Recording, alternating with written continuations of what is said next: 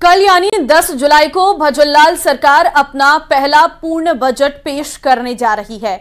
वित्त मंत्री दिया कुमारी राजस्थान विधानसभा में बुधवार को पूर्ण बजट पेश करेगी। जानकार मान रहे हैं कि राजस्थान के बजट में गरीब, युवा, अन्नदाता और महिलाओं पर फोकस रह सकता है। बजट से पहले सभी वर्गों के लोग उम्मीद लगाए बैठे हैं। देखिए रिपोर्ट।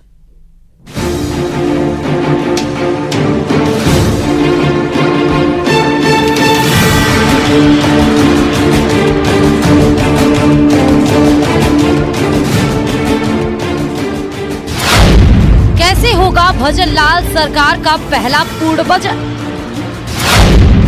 वित्त मंत्री दिया कुमारी पेश करेंगी बजट। युवाओं, महिलाओं पर रह सकता है फोकस। यूं तो बजट किसी भी सरकार के साल भर के खर्चे का लेखा जोखा होता है, लेकिन वो बजट ही होता है जिसमें सरकार का नजरिया और उसकी विकासवादी सोच को दर्शाता है। बुधवार को भजनलाल सरकार अपना पहला पूर्ण बजट पेश करने जा रही है। प्रदेश की भजनलाल सरकार पहला पूर्ण बजट 10 जुलाई को पेश करने जा रही है।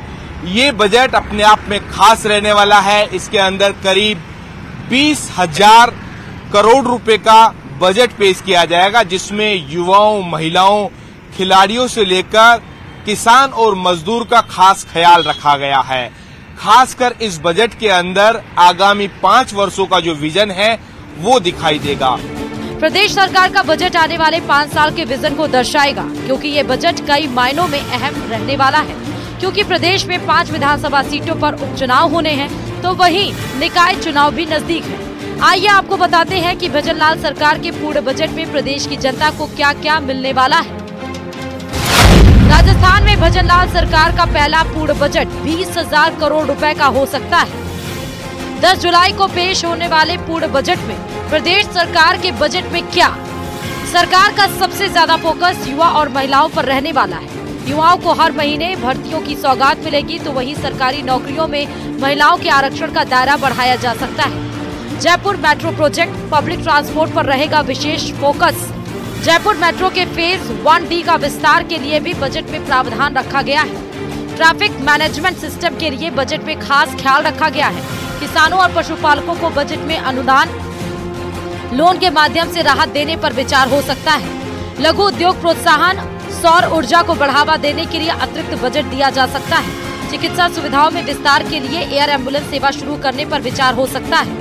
ERCP, सिंचाई क्षेत्र समेत बुनियादी ढांचे पर अतिरिक्त बजट देने का फैसला हो सकता है।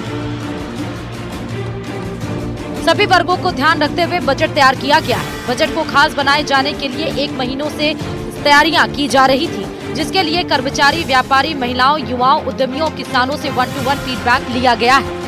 ERCP हो या शेखावटी अंचल को यमुना का पानी पहुंचाना हो, उसके लिए बजट में विशेष प्रावधान किया गया है।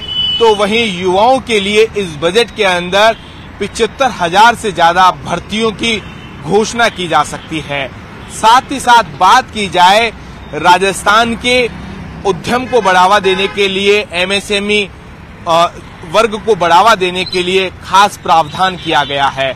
तो वहीं अगर बात की जाए विकास डेवलपमेंट की, तो इसके अंदर राजधानी जयपुर को मेट्रो के विस्तार के लिए अतिरिक्त बजट मिल सकता है। वहीं एलिवेटेड फ्लाईओवर सहित कई जो इंफ्रास्ट्रक्चर है उसके लिए इस बजट के अंदर प्रावधान किया गया है। न्यूज़ 18 राजस्थान के लिए सहयोगी अविनाश शर्मा के साथ रोशन शर्मा की रिपोर्ट। कल पेश होने वाले भजनलाल सरकार के पूर्ण बजट को लेकर हर वर्ग के लोग उत्साहित हैं। बजट में खेल जगत को बड़ी उम्मीदें हैं। बजट में आम खिलाड़ियों को क्या कुछ उम्मीदें हैं? SMS स्टेडियम में अभ्यास करने वाले खिलाड़ियों से बात की हमारे संवाददाता ने। मैं इस समय में पहुंचा हुआ हूं SMS स्टेडियम में, जहां पर कि खिलाड़ियों से बात करूंगा कि खेल जगत में वे किस तरह की उम्मीदें और अपेक्षाएं सरकार से रखते हैं, किस तरह से बजट में उन्हें उम्मीदें हैं कि खेलों को, खिलाड़ियों के हित में जो चीज़ें हैं वो मिल सकेगी। मेरे साथ में अलग अलग खेलों से जुड़े हुए कुछ खिलाड़ी जो है वो इस समय मौजूद हैं, और ये तीरंदाजी का मैदान है। मेरे साथ में यहाँ पे बास्केटबॉल के भी कुछ खिलाड़ी। आप लोग से मैं जानना चाहूँ सबसे पहले, किस तरह से उम्मीदें हैं, सरकार से क्या अपेक्षाएं हैं इस बजट में? सर, हम सरकार से उम्मीद करते हैं कि सर अपने इंफ्रास्ट्रक्चर में बदलाव करें और जो सरकार अपनी जो पिछले आज़ादी के बाद 75 वर्ष के बाद में भी हमारे जो सरकार ने जो अपने प्रयास नहीं किया और जिससे हमारे खेल मतलब बाधित हो रहे हैं, तो हम चाहते हैं कि सरकार अपने इंफ्रास्ट्रक्चर में बदलाव करे जिससे हमें आगे बढ़ने का मौका मिले। इक्विपमेंट सपोर्ट्स के साथ में टीए की जो तमाम व्यवस्थाएं आपकी रहती है, वो एक लंबा वेटिंग उसमें जो है वो चलता रहता है। अवार्ड मनी की बात करते हैं, क्या देखिए उसको एक सिस्टम जो है वो क्रिएट हो?